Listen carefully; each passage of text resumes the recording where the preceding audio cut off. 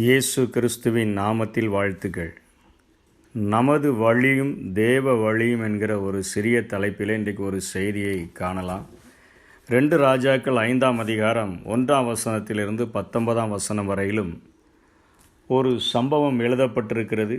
அந்த நாட்களிலே இஸ்ரவேல் ஜனங்கள் பாவம் செய்தபடியினாலே சீரியர்கள் அவர்களை அடக்கி ஒடுக்கத்தக்கதாக தேவன் அவர்களுடைய கரங்களிலே ஒப்பு கொடுத்திருந்த நாட்களிலே அந்த சீரிய ராஜாவினுடைய படைத்தலைவனாக கேப்டனாக நாகமான் என்று சொல்லக்கூடிய ஒரு மகா பெரிய பராக்கிரமசாலி இருந்தான். அனைத்தையும் கட்டுப்படுத்தி நடத்தக்கூடிய அளவிற்கு தன்னிடத்தில் திறமை இருப்பதாக நினைத்த அந்த நாகமான், மகா பராக்கிரமசாலியாக இருந்த நாகமானை குறித்து என் வேதம் சொல்லுகிறது, அவனோ குஷ்டரோகியாக இருந்தான்.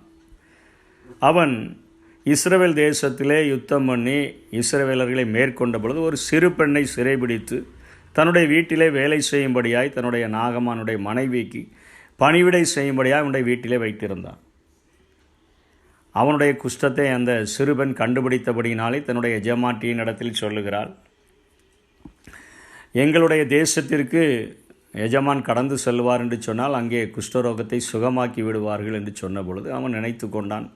அவனுடைய எண்ணம் அங்கே இஸ்ரவேலின் ராஜா சுகப்படுத்துகிற அளவிற்கு வல்லமை உடையவர் போல என்று நினைத்து கொண்டு தன்னுடைய ராஜாவினிடத்தில் நிருபங்களை கேட்டு வாங்கி இன்றைக்கு இருக்கிற மதிப்பின்படி 340 கிலோ வெள்ளி, சுமார் 70 கிலோ தங்கம், 10 மாற்று வஸ்திரங்கள் இவைகளை எடுத்துக்கொண்டு அவன் அங்கே இஸ்ரவேலின் ராஜாவினிடத்தில் கொண்டு போய் சுகமாக்கிவிடும் என்று தன்னுடைய ராஜா எழுதி கொடுத்த நிருபத்தை கொடுத்த பொழுது இஸ்ரவேலின் ராஜா வஸ்திரத்தை கிழித்து கொண்டு, உங்களுடைய சீரியரின் ராஜா என்மேல் யுத்தம் செய்யும்படியாக குற்றம் கண்டுபிடிக்கும்படியாக இப்படிப்பட்ட காரியத்தை செய்கிறான் என்று சொல்லி பயந்து போனான், திடுக்கிட்டு நடுங்கி போனான் என்று சொல்லி வேதத்திலே பார்க்கிறோம்.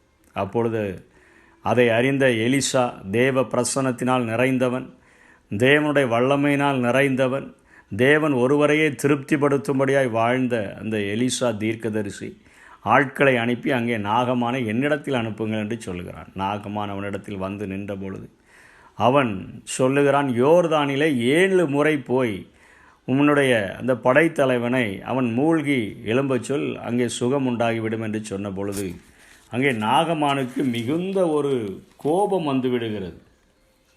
அவன் 11ஆம் வசனத்திலே 2 ராஜாக்கள் 5:11 அவன் நாகமான் கடும் கோபம் கொண்டு புறப்பட்டு போய் வெளியே வந்து நின்று தன் தேவனாகிய கர்த்தருடைய நாமத்தை தொழுது தன் கையினால் அந்த இடத்தை தடவி இவ்விதமாய் குஷ்டரோகத்தை நீக்கி விடுவான் என்று எனக்குள் நினைத்திருந்தேன். நான் ஸ்தானம் பண்ண சுத்தமாகிறதற்கு இஸ்ரவேலின் தண்ணீர்கள் எல்லாவற்றை பார்க்கிலும் தமஸ்குவின் நதிகளாகிய ஆப்னாவும் பர்பாரும் நல்லதல்லவோ என்று சொல்லி உக்கிரகத்தோடே திரும்பி போனான்.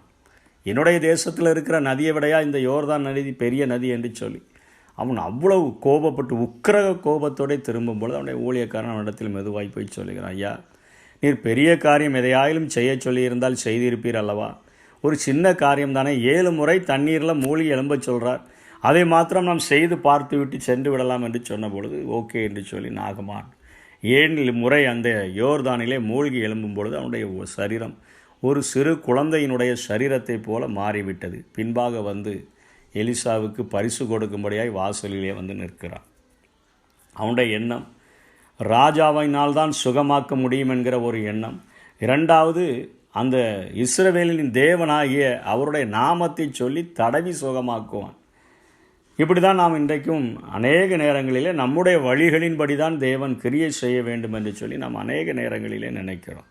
அதனால் அநேக நேரங்களில் நாம் ஏமாற்றத்தையும் காண்டு புலம்பக்கூடியவர்களாய் வாழ்கிறோம். ஒரு வேடிக்கையான ஒரு கதை ஒன்றை சொல்லுவார்கள். ஒரு வியாபாரி ஒருவன் விலையேறப்பட்ட கற்களை விற்கும்படியாக பக்கத்து ஒரு ஊருக்கு கடந்து செல்லும் பொழுது அவன் கடந்து செல்கிற வழியிலே அது ஒரு பாலைவனத்தை கடந்து செல்ல வேண்டியதாக இருந்தது.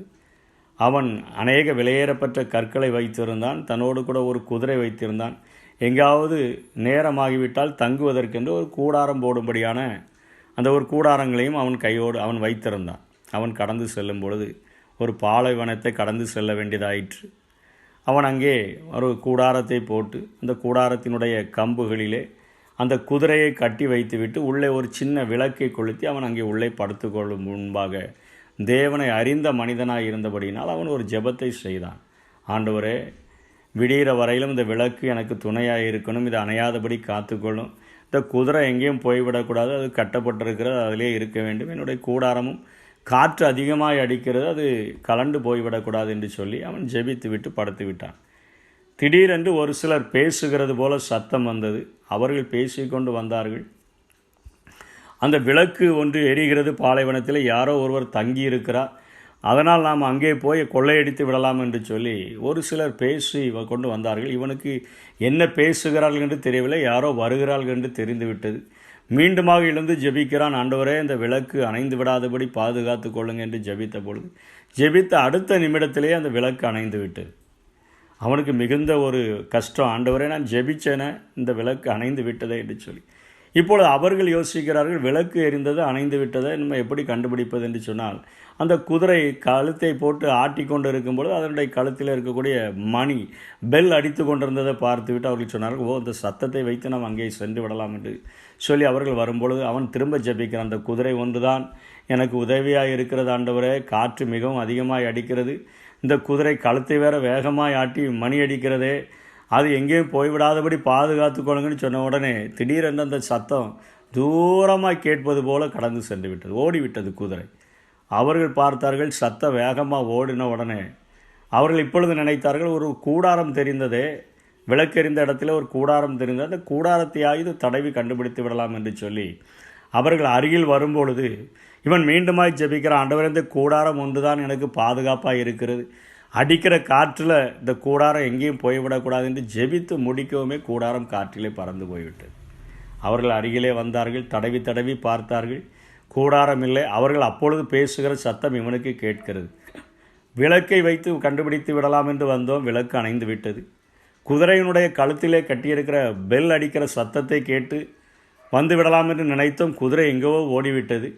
இப்பொழுது கூடாரமும் காணாமல் போய்விட்டது, அவன் போய்விட்டான் போல என்று சொல்லி அவர்கள் திரும்பி போகிற சத்தத்தை கேட்ட பின்புதான் அவனுக்கு தெரிந்தது, ஆண்டவர் தன்னை காப்பாற்றும்படியாகத்தான் அந்த விளக்கை அணைய வைத்திருக்கிறார், தன்னுடைய குதிரையை ஓட வைத்திருக்கிறார், தன்னுடைய கூடாரத்தை அவர் தூக்கி காற்றிலே எடுத்து கொண்டு போகும்படியாய் விட்டிருக்கிறார் என்று சொல்லி காலையில் எழுந்து பார்த்தான். குதிரை பக்கத்தில் நின்று கொண்டு இருந்தது.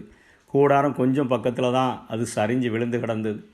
விளக்கு அணைந்திருந்தது. ஆண்டவருக்கு நன்றி செலுத்திவிட்டு அவன் போய் சேர வேண்டிய இடத்திற்கு போய் சேர்ந்தான். இன்றைக்கும் நம்முடைய வாழ்க்கையில் நம்ம அநேக நேரங்களில் நமக்கு இப்படி தான் நடக்கணும் அப்படின்னு சொல்லி நினைக்கிறோம். ஏன்னா ஆண்டவருக்கு பெரிய காரியம் சிறிய காரியம் என்று ஒன்றுமே இல்லை. அவருக்கு யானையும் ஒன்று தான், எறும்பும் ஒன்று தான். யானையை போஷிக்கிறவர் தான் எறும்பையும் போஷிக்கிறார். அவருக்கு எந்த ஒரு காரியமும் பெரிதோ சிறிதோ அல்ல. நாம் கீழ்ப்படியும் பொழுது மாத்திரம், நாம் அவருடைய சத்தத்துக்கு செவி கொடுக்கும் பொழுது மாத்திரம் ஆண்டவர் நமக்கு இன்றைக்கும் அவருடைய வழிகளின்படி நமக்கு உதவி செய்கிறவராக இருக்கிறார். நம்முடைய யோசனையின்படி அல்ல. நமது வழி வேறு, அவருடைய வழி வேறு. அவருடைய வழிகளின்படி நமக்கு நலமாய் தோன்றுகிற வழிகள், செம்மையாய் தோன்றுகிற வழிகள் அநேகம் உண்டு. ஆனால் அவைகள் முடிவோ அது மரண வழிகளாக இருக்கக்கூடும். ஆனால் ஆண்டவர் என்னை குறித்து நினைத்திருக்கிற நினைவுகள் அது எனக்கு நன்மையானவைகளை கொண்டு வந்து சேர்க்கும். ஆண்டவருடைய கரங்களிலே ஒப்பு கொடுத்து வாழுவோம். அவருடைய வழிகளின்படி அவர் நமக்கு உதவி செய்யட்டும். அப்படிப்பட்ட கிருபைகளை இந்த நாளிலும் கர்த்தர் நமக்கு தந்து நம்மை ஆசீர்வதிப்பாராக. ஆமென். நீர் விரும்பும் நல்ல பாதைகளை தினம்தோறும் காட்ட வேண்டும் திவ்யநாதரே, தினம்தோறும் காட்ட வேண்டும் திவ்யநாதரே. அன்பின் சிகரமே, ஆருயிரே, அணைக்கும் தெய்வமே, ஆறுதலே. அன்பின் சிகரமே, ஆருயிரே, அணைக்கும் தெய்வமே,